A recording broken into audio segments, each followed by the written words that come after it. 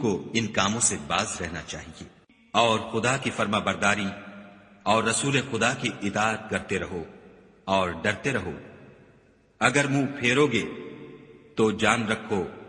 کہ ہمارے پیغمبر کے ذمے تو صرف پیغام کا کھول کر پہنچا دینا ہے۔ جو لوگ ایمان لائے اور نیک عمل کرتے رہے ان پر ان چیزوں کا کچھ گناہ نہیں جو وہ کھا چکے، جبکہ انہوں نے پرہیز کیا اور ایمان لائے اور نیک کام کیے، پھر پرہیز کیا اور ایمان لائے، پھر پرہیز کیا اور نیکوکاری کی،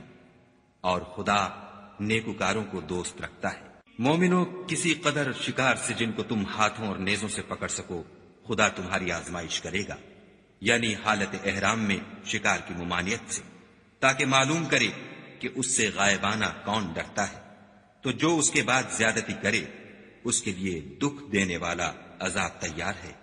مومنو، جب تم احرام کی حالت میں ہو تو شکار نہ مارنا، اور جو تم میں سے جان بوجھ کر اسے مارے تو یا تو اس کا بدلہ دے، اور وہ یہ ہے کہ اسی طرح کا چار پایا جسے تم میں سے 2 معتبر شخص مقرر کر دیں قربانی کرے، اور یہ قربانی کعبے پہنچائی جائے، یا کفارہ دے، اور وہ مسکینوں کو کھانا کھلانا ہے، یا اس کے برابر روزے رکھے تاکہ اپنے کام کی سزا کا مزہ چکھے۔ اور جو پہلے ہو چکا وہ خدا نے معاف کر دیا، اور جو پھر ایسا کام کرے گا تو خدا اس سے انتقام لے گا، اور خدا غالب اور انتقام لینے والا ہے۔ تمہارے لیے دریا کی چیزوں کا شکار اور ان کا کھانا حلال کر دیا گیا ہے، یعنی تمہارے اور مسافروں کے فائدے کے لیے، اور جنگل کی چیزوں کا شکار جب تک تم احرام کی حالت میں ہو تم پر حرام ہے، اور خدا سے جس کے پاس تم سب جمع کیے جاؤ گے ڈرتے رہو۔ خدا نے عزت کے گھر یعنی کعبے کو لوگوں کے لیے موجب امن مقرر فرمایا ہے، اور عزت کے مہینوں کو اور قربانی کو اور ان جانوروں کو جن کے گلے میں پٹے بندھے ہوں، یہ اس لیے کہ تم جان لو کہ جو کچھ آسمانوں میں اور جو کچھ زمین میں ہے خدا سب کو جانتا ہے،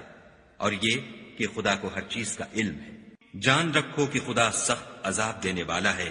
اور یہ کہ خدا بخشنے والا مہربان بھی ہے۔ پیغمبر کے ذمے تو صرف پیغام خدا کا پہنچا دینا ہے، اور جو کچھ تم ظاہر کرتے ہو اور جو کچھ مخفی کرتے ہو خدا کو سب معلوم ہے۔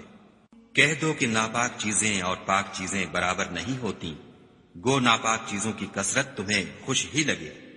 تو عقل والو خدا سے ڈرتے رہو تاکہ رستگاری حاصل کرو۔ مومنو، ایسی چیزوں کے بارے میں مت سوال کرو کہ اگر ان کی حقیقتیں تم پر ظاہر کر دی جائیں تو تمہیں بری لگیں، اور اگر قرآن کے نازل ہونے کے ایام میں ایسی باتیں پوچھو گے تو تم پر ظاہر بھی کر دی جائیں گی۔ اب تو خدا نے ایسی باتوں کے پوچھنے سے درگزر فرمایا ہے، اور خدا بخشنے والا بردبار ہے۔ اس طرح کی باتیں تم سے پہلے لوگوں نے بھی پوچھی تھیں، مگر جب بتائی گئیں تو پھر ان سے منکر ہو گئے۔ خدا نے نہ تو بحیرہ کچھ چیز بنایا ہے، اور نہ صاحبہ، اور نہ وسیلہ، اور نہ حام، بلکہ کافر خدا پر جھوٹ افطرا کرتے ہیں، اور یہ اکثر عقل نہیں رکھتے۔ اور جب ان لوگوں سے کہا جاتا ہے کہ جو کتاب خدا نے نازل فرمائی ہے اس کی اور رسول اللہ کی طرف رجوع کرو، تو کہتے ہیں کہ جس طریق پر ہم نے اپنے باپ دادا کو پایا ہے وہی ہمیں کافی ہے۔ بھلا اگر ان کے باپ دادا نہ تو کچھ جانتے ہوں اور نہ سیدھے رستے پر ہوں تب بھی؟ اے ایمان والو، اپنی جانوں کی حفاظت کرو۔ جب تم ہدایت پر ہو تو کوئی گمراہ تمہارا کچھ بھی بگاڑ نہیں سکتا۔ تم سب کو خدا کی طرف لوٹ کر جانا ہے، اس وقت وہ تم کو تمہارے سب کاموں سے جو دنیا میں کیے تھے آگاہ کرے گا اور ان کا بدلہ دے گا۔ مومنو، جب تم میں سے کسی کی موت آ موجود ہو تو شہادت کا نصاب یہ ہے کہ وصیت کے وقت تم مسلمانوں میں سے 2 مرد عادل یعنی صاحب اعتبار گواہ ہو، یا اگر مسلمان نہ ملے اور تم سفر کر رہے ہو اور اس وقت تم پر موت کی مصیبت واقع ہو تو کسی دوسرے مذہب کے 2 شخصوں کو گواہ کر لو۔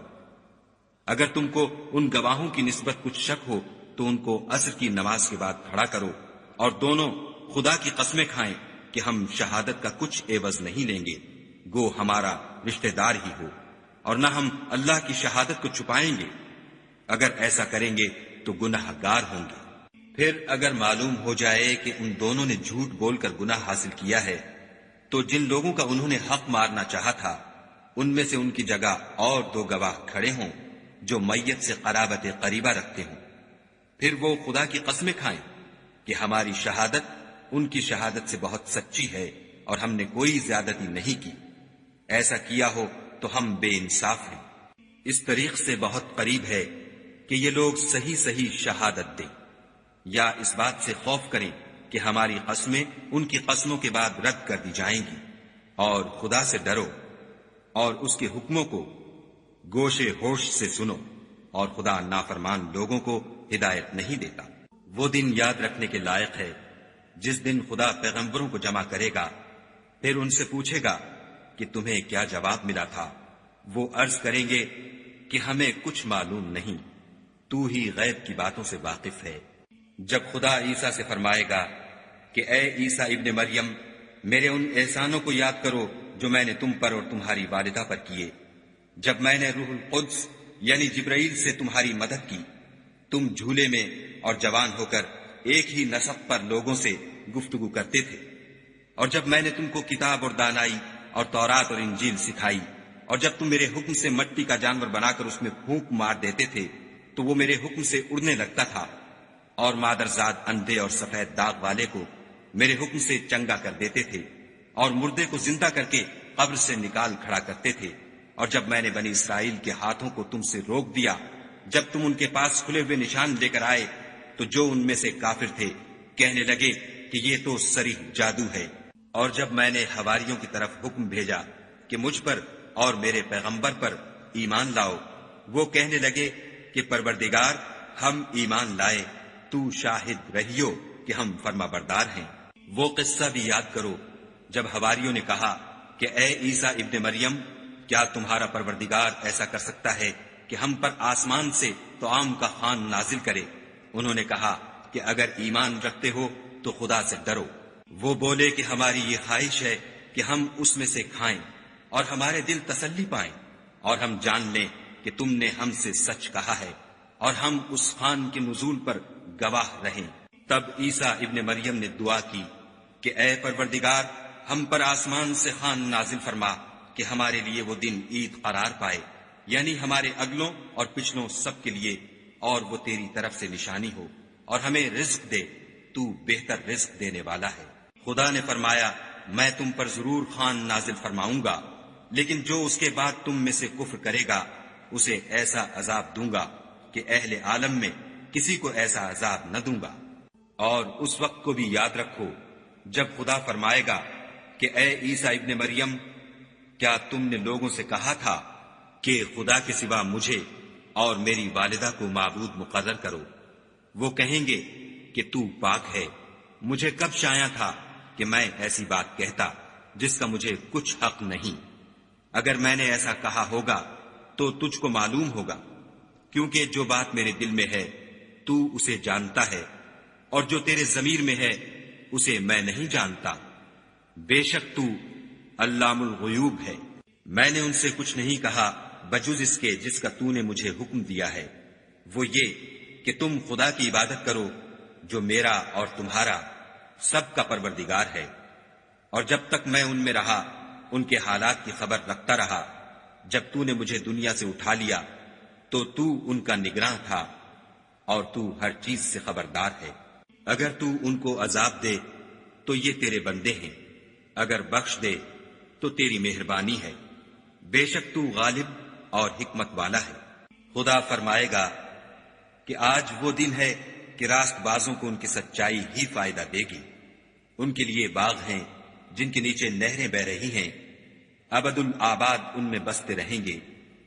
خدا ان سے خوش ہے اور وہ خدا سے خوش ہیں،